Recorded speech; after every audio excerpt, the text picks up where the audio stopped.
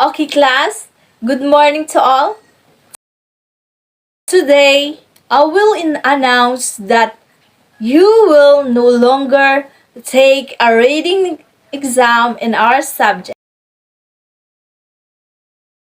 But I will request all of you to give me your most significant learning you gain in this subject.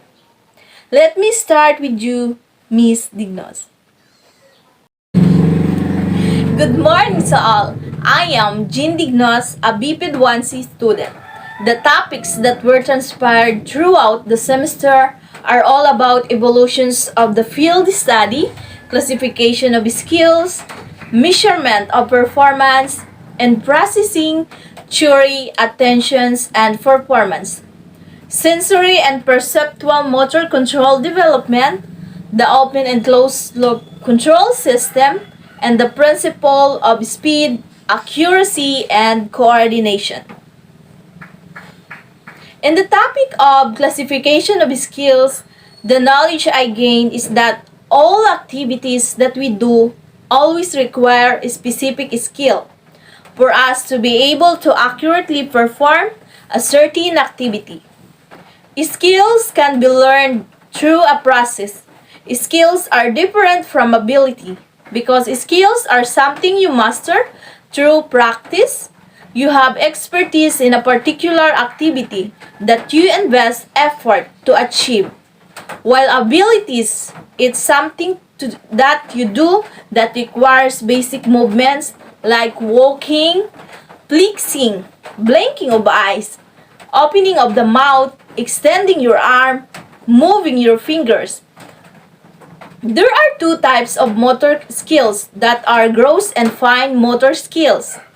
Gross motor skills involve large musculature and a goal where decisions of the movement are not important to the successions of execution of the skills. Examples of gross motor skills are walking, jumping, and kicking. Fine motor skills are the skills that require control in the small muscles of the body to achieve the goal of the skills. Example of fine motor skills are writing, painting, crafting, and sewing. There are also open and closed motor skills.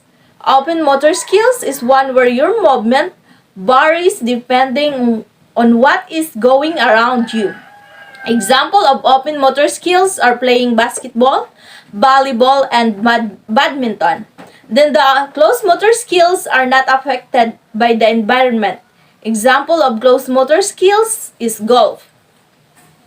I learned that attention has something to do with focus. Giving a concentration to what you're doing, you are able to understand and do the task comprehensively. Attention is very important in sports because having an attention give us a huge impact to your performance.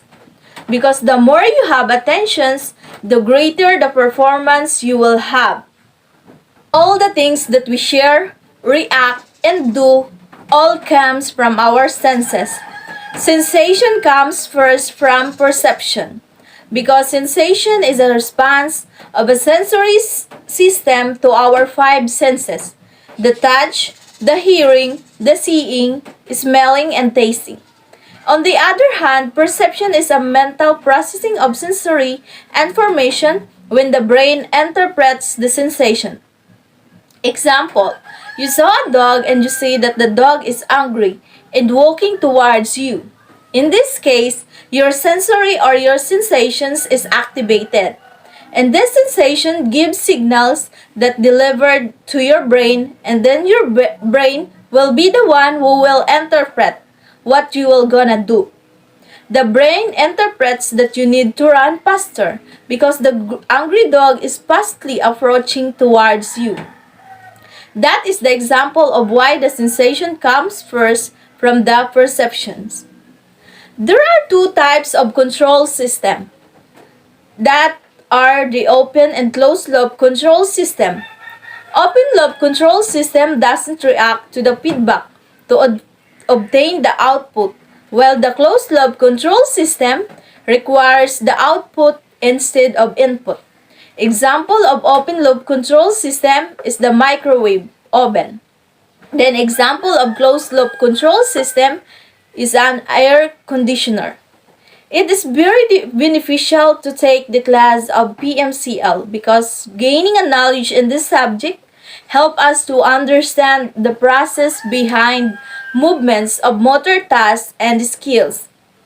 It gives us a brief discussion of what the principle of motor control and learning is all about.